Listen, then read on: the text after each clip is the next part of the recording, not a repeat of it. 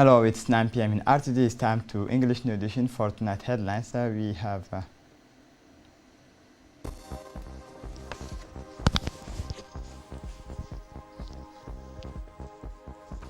the President of the Republic participated in the board meeting of the Smart Africa Alliance. The First Lady sponsors launch of National Craft Week.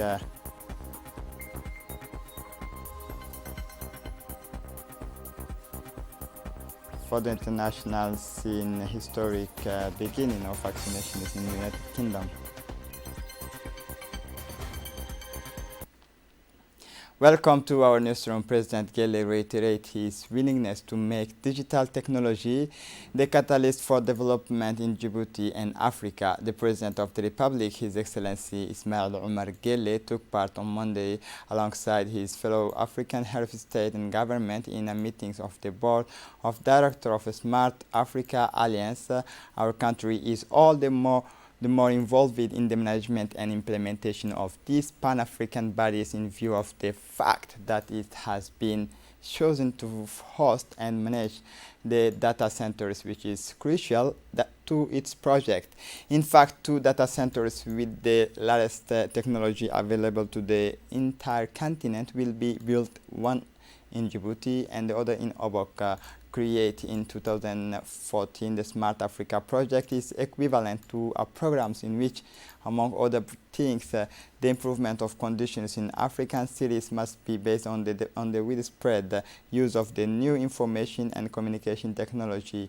Ultimate goal of the Smart Africa is not so much to have all the information that are specific to African societies available in digital format. Its main interest lies in its capacity to offer the decision makers an analytic and anticipatory potential on the orientations to be defined for development, urbanization, strengthening of human heritage, job creation, the reductions of the digital divided are, among others, development factors on which the Smart City Initiative has an undeniable vocation to follow with a positive effect. This 9th Board of Directors of the Smart Africa Alliance was held under the aegis of the Rwandan President Paul Kagame, current chairman of these bodies of the Pan-African Organization. It should be noted that the President of the Republic was assisted during his participation in this event by the Minister of Communication in charge of postal communication, Mr. Radwan Abdullahi Bahdoun. The Head of State, Ismail Omar Gelle, has for his part indicated in his speech the different aspects of the ICT development. Listen to the Head of State.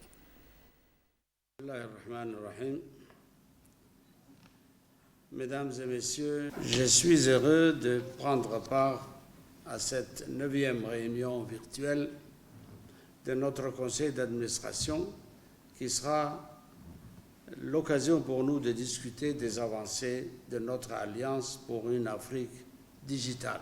Dear members of the Board of Directors, I am pleased to take part in this 9th virtual meeting of our Council Administration Committee, which will be an opportunity for us to discuss the progress of our Alliance for a Digital Africa. More than ever, we feel that digital will be, if it is not already, the catalyst for the development of our economies and the improvement of the way of life of our people.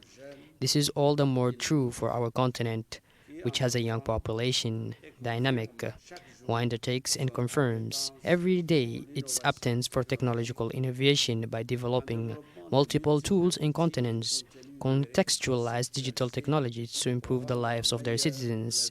It is a source of pride to see our young people acting, creating and innovating more than ever. It is a responsibility for us as leaders to encourage them by building an ecosystem capable of bringing out our talents and propelling them in the global competition to become tomorrow's leaders. Indeed, we all agree that in this area, Africa can and should be a world leader, must be able to perform, that Africa has nothing to invade the rest of the world.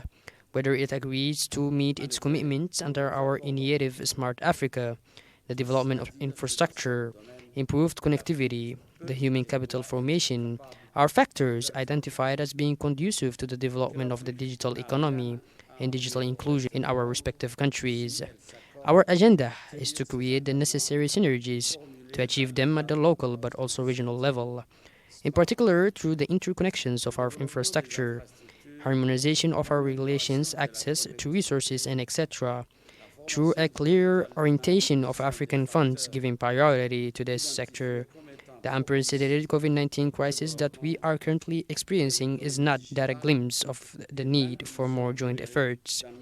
This pandemic has highlighted the ability of our youth to innovate in the developing ICT's field of African applications to fight against the COVID-19. But recent developments in use of artificial intelligence and big data challenge us on our ability to weigh up on such strategic issues. If we do not join together to form a true African intelligentsia for the digital, it is no longer a question of following the world, but of anticipating the realities of the world of tomorrow.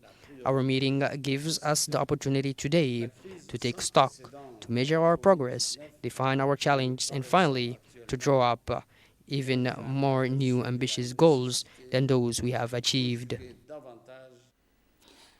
Listen once again to the head of state, Ismail Margelle, for the second part of his speech.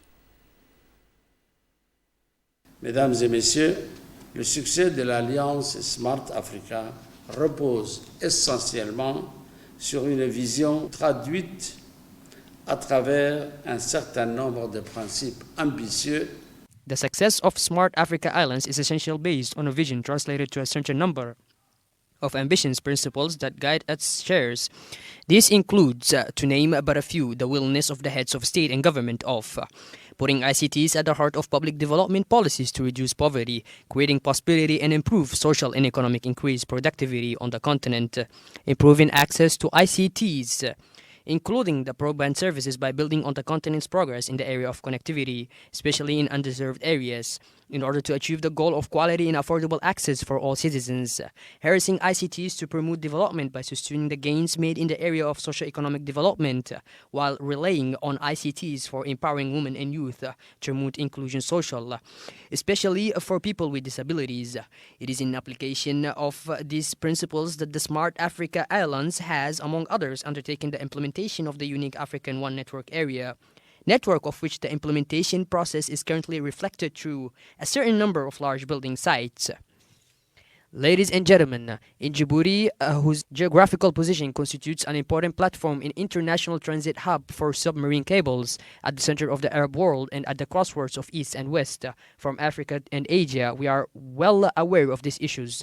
Through the development on its ICT sectors, the Republic of Djibouti has the firm intention to make an effective contribution to building an African society connected. It is within this in mind to strengthen regional connectivity and to build modern, reliable, and high-performance infrastructure that we undertook on the development of the DARE submarine cable construction project, Djibouti Africa Regional Express, by investing more than $80 million with a total cable length of 5,500 kilometers with the branches of Mogadishu and Bosaso. The project consists of interconnecting two main telecommunications hubs in East Africa, namely Djibouti and Mombasa in Kenya, with two other branches of secondary interconnections that will allow the trunk to be connected, the main part of the system with Mogadishu and Bosaso in Somalia. This project also aims to interconnect the landlocked countries of the region. Within the Smart Africa Alliance, several countries have been chosen to play each a leadership role on a topic related to the development of digital by Africa. The Republic of Djibouti has been entrusted with the development of the infrastructure and data stockage and processing capacities in Africa. To this end, we have undertaken the development of a project that will give birth on one ecological data center of the continent, located in a city coastal area in the north of the country, in Oboch. We aim to develop a park of data center with the high standards in terms of reliability, physical security, connectivity, security, and modularity and energy performance. Once again, Djibouti's geographical position will play in its favor because these data centers will be located halfway between Asia and Europe, but will also be a digital gateway to the African continent, thus offering a time of ideal latency. Ladies and gentlemen, 2020 has demonstrated that digital capabilities are the very foundation of the current economy, and that digital infrastructure are also otherwise more essential than motorways or trains, bridges, and ports. Africa, it has accumulated a backload in physical infrastructure, can nevertheless make an unprecedented digital leap that will enable it not only to overcome these delays, but why not anticipate the rest of the world, as has already been the case for the last 10 years on the mobile money, for example. I am convinced that by building on the complementarity of our strengths, the pooling of our resources and means, that through the vision and the diverse projects developed by the Smart Africa Alliance with the help and support of the private sector, we will be able to achieve our goals to make the private sector of our fellow citizens actors in today's information society and of tomorrow's. We firmly believe in this. Our young citizens are already getting impatient. Thank you very much. Tribute by the President of the Republic to the memory of the late Nim'a Musa Roble. The President of the Republic, His Excellency Ismail Omar Guelleh, held the memory of the late Nim'a Musa Roble, a patriot known and appreciated for his constant commitment to brotherhood among Djiboutians, who died today. Fervent militant of the Popular Rally for Progress, RPP, she forced esteem through her ability to mobilize and convince the rightful values of our political family, said the head of state. She aroused the admirations of her compatriot of Ali Sabih, her native region, especially for her propensity to carry out her mission with the both within the party and in the bodies devoted to the promotions of the studies of Djiboutian women. Also noted President Guelleh, who implored God Almighty to welcome the deceased in his eternal paradise, died today, Monday. The late Nim'a Musa Roble leaves behind her a husband and 7 children and a grandson. Inna lillahi wa inna ilayhi raji'un. Under the auspices of the First Lady Khadra Mahmoud Haid, the Minister of Women and Family, in collaboration with the Minister of Commerce Hassan Muhammad Arbahim, organized today at Bawadi Shopping Center the opening of the Week of Handicraft. Upon her arrival, the First Lady was welcomed by the Prime Minister and the Minister for Women and Family and the Minister of Trade Hassan Muhammad Arbahim. The exhibition, which will continue for 7 days, is proposed by several institutes in the regions this day, rich in color and filled with the handicraft, brought together many young people, women specialized in the manufacture of the many traditional handicraft from all regions. In addition to the First Lady and President of UNFD, Prime Minister Abdul Qadir Kamil Mohammed, and several members of government and parliamentarians were present. The presence of the resident coordinator of the United Nations system, Ms. Barbara Manzi, and the representative of UNICEF, Melva Johnson, and the Colonel of the Republican Guard, Muhammad Jama' Duale, was also noted.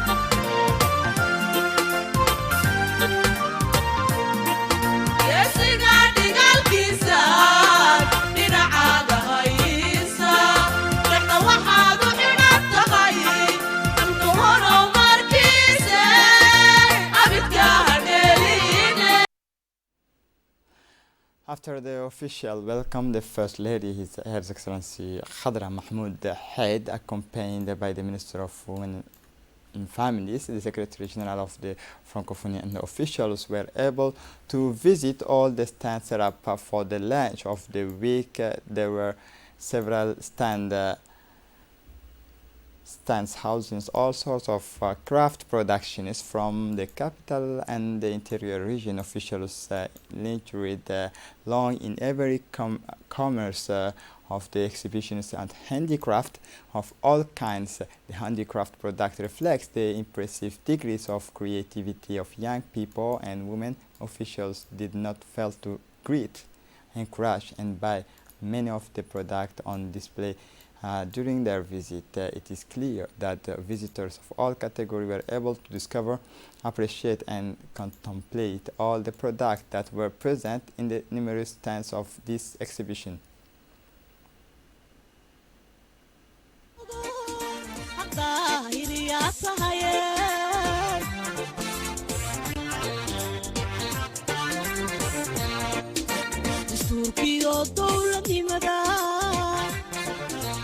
dalkeena horumarkiisa haween doorku lahaa daboolkaada ka rogo xaqdaahiriyaa tahaye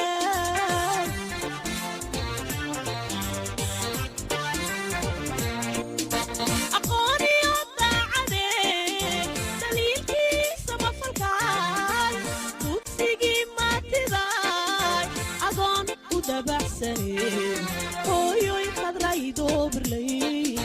agoon u dabacsane ooyoy qadray dooblay. As for the director of handicraft product, the handicraft product reflect the impressive degrees of availability, of creativity of young people and women. The official did not fail to greet, encourage and buy many of the products. According to the Minister of Trade, Hassan Hummad Arbahim, he said this is a day that has its full meaning for our women whose vocation is to strengthen craft product in the 5 regions as well as in the capital.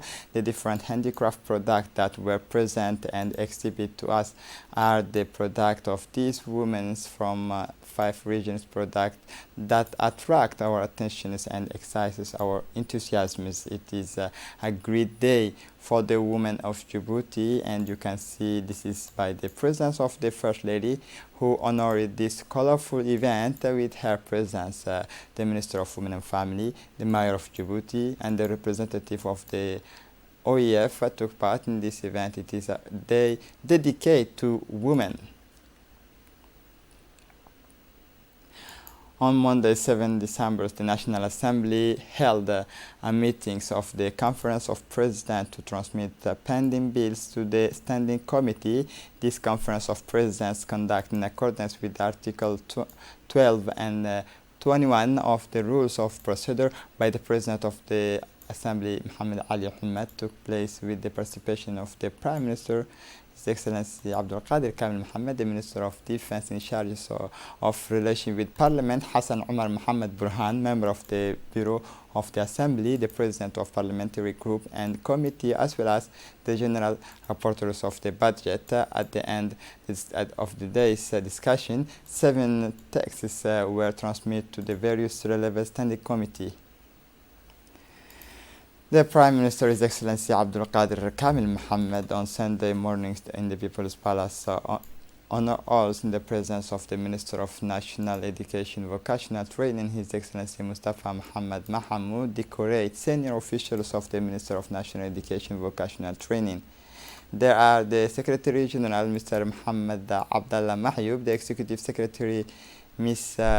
Ayan Osman Abrar, the Inspector General Ms. Muna Ismail Abdu, the Technical Advisor Muhammad Barqa Siraj, the Mr. Umar Musa Gedi, the Director General of Technical Education and Vocational Training Abdul Qadir Hummad, the Director General of CRIPEN Mr. Saeed Nur Hassan, and the Inspector of Physical Education and Sports Mr.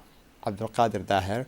They were elevated to the rank of the officers of 27 June for their services to the nations as well as educator and leaders for the decades. In addition, several other pedagogical staff of MENFOP, mainly pedagogical counselor and teachers, were also decorated during this ceremony with the knighthood medals in the recognition of their commitment and their remarkable work during the period of confinement, which allowed the continuity of teaching learning for more than 2 months through televised courses and virtual teaching or e-learning. The Secretary General of the Francophonie, Ms. Louise Mushikiwabo, on a working visit to Djibouti, met the Prime Minister Abdulqadir Kamil Mohammed. Discussion is focused on identifying new strategic cooperation poles to strengthen cooperation between our country, the only French-speaking republic in this part of the world, and the International Organization of La Francophonie.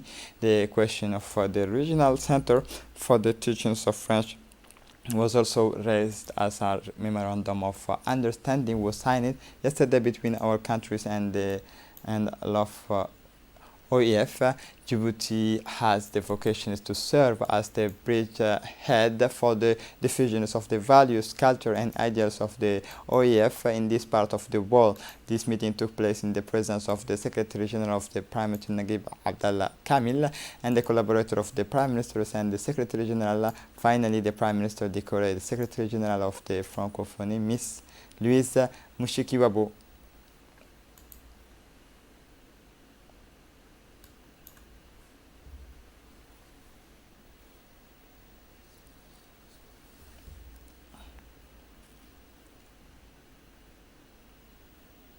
In her interview, the Secretary General of OEF, Ms. Louise, has indicated that I am in Djibouti for a working visit, for a visit of great importance for the French-speaking world that I lead. This 3-day visit is a visit that furrows the attachment of the French-speaking world to this Djibouti country, which is the torchbearer of French-speaking world in this part of the world, an African country, a Muslim country, a country that is at the meeting point of several cultures, several economic routes, a country that travels at several levels of important reforms and important changes that could inspire other countries. The President of the National Assembly, His Excellency Mohammed Ali Ahmed, received the representative of the International Organization of the Francophonie, Ms. Louise Mushikiwabo, in the VIP lounge of the Presidency of the Parliament of Djibouti on Monday, December. The former Prime Ministers and the President of the Djiboutian sections of the APF, Dileta Mohamed Dileta, Ambassador of the Republic of Djibouti to France, took part in this meeting. The President of the Assembly thanked the representative of the OEF for her visit within the framework of the celebrations of the 50th anniversaries of OEF. He expressed his pride on behalf of Djibouti and its parliament to be a member of OEF structures that have been successively built up since in 1960 to 1970.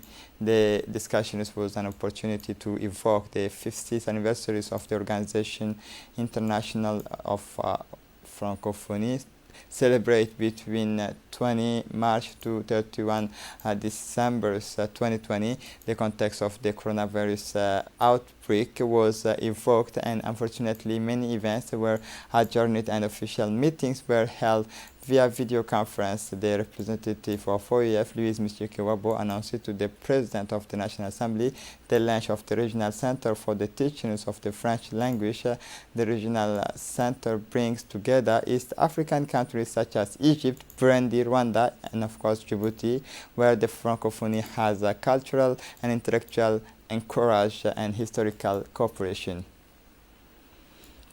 The Minister of Foreign Affairs International Cooperation, Mahmoud Ali Yusuf, received this Sunday mid-morning in the ministry the Secretary General of the International Organization of the Francophonie, Ms. Louise Mushikiwabo, who at the head of a large delegation of the institution has been making since Saturday an official visit of the 3 days in Djibouti, accompanied by a large delegation of her close collaborator.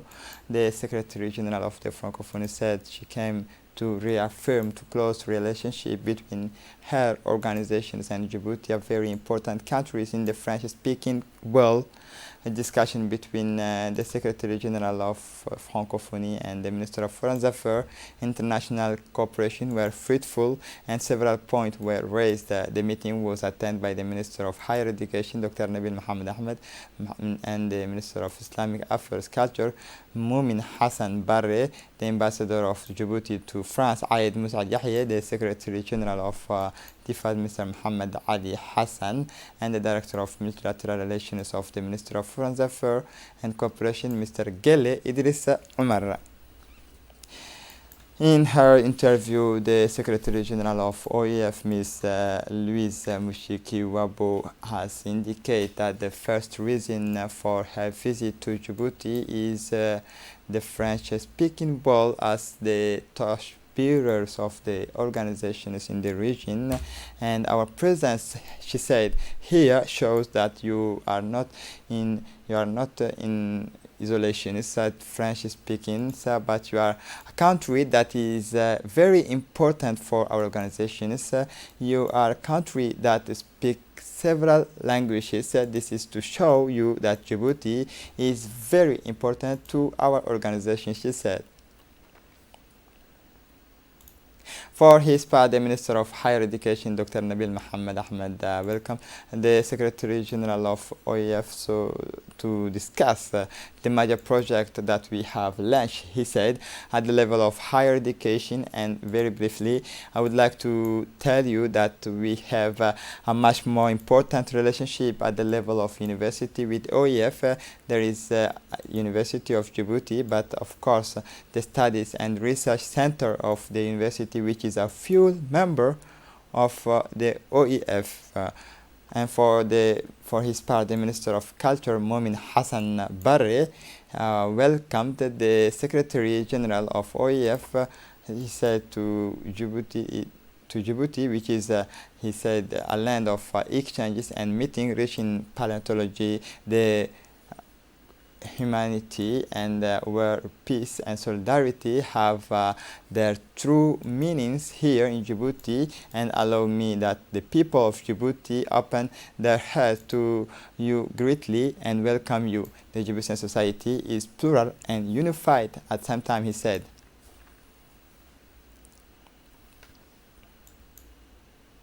For his part, the Minister of Foreign Affairs and International Cooperation, Mahmoud Ali Yusuf, said, the Republic of Djibouti is happy to receive you, he said, and proud to belong to his Francophone family. The Republic of Djibouti has always felt concerned by all the challenges facing this Francophone area since its creation. This morning, I will not go into the much details about what we are doing in the framework of the Francophonie with the Secretary General, and but I would like first to mention a few highlights of this cooperation, which are a number of the structures. The Minister of National Education and Vocational Training, His Excellency Mustafa Mohamed Mahmoud, received this morning the visit of a delegation led by the Secretary General of OEF, Ms. Louise Mushikiwabo, who is currently on a 3-day working visit to our countries. Our ambassador in Djibouti, in Paris, Ayed Moussa Diaye, accompanied these important delegations of the International Organization of the Francophonie, which had a working meeting with the Minister of National Education and the entourage of key officials of his department. After the words of welcome, the minister was able to give his guests a brief historical overview of the Djiboutian school, which he recalled he is preparing to celebrate during this month of December the 20th anniversary of its foundation. As such, His Excellency Mustafa Mohamed Mahmoud was particularly pleased with the enormous progress made by our countries in terms of access to schools, whose rate stand at 84% thanks to the considerable investment made in the creations of the schools and the massive recruitment of teachers.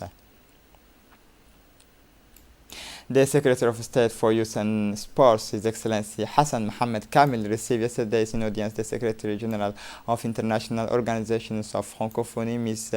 Louise Mushikiwabo, on a 3-day working visit in Djibouti,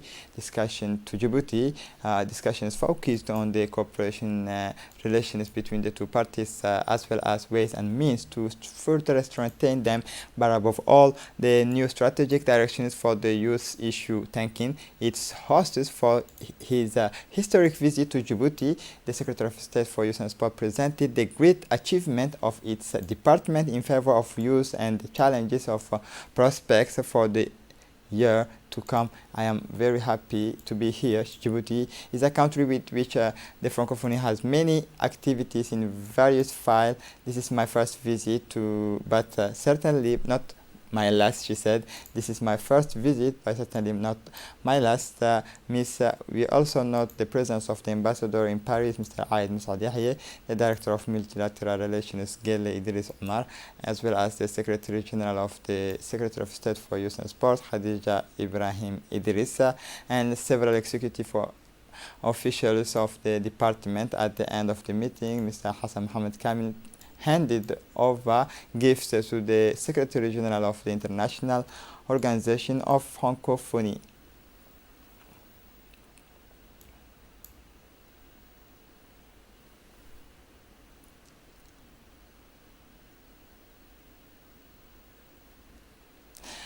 Within the framework of the working visit, the Minister of Interior Moumin Ahmed Sheikh accompanied the Minister of Trade, Hassan Hamad Arbaim, the prefect of the region of Dakhil Aden Drar Musa, the General Directors of the Population, Ahmed Omar Jama'a, the Chairman of the Regional Council of Dakhil, Abdurrahman Yunus Are, as well as the head of the Colonel Idris Umar Eleye, went to Agna to inquire about the situations of the local population. To this end, the Minister of the Interior held talks with the different strata of the local community, including traditional chiefs, ulema, women, and youth. During this interview, the population of Agna explained to the ministers the gap and persistent difficulties in their localities and submit a number of grievances.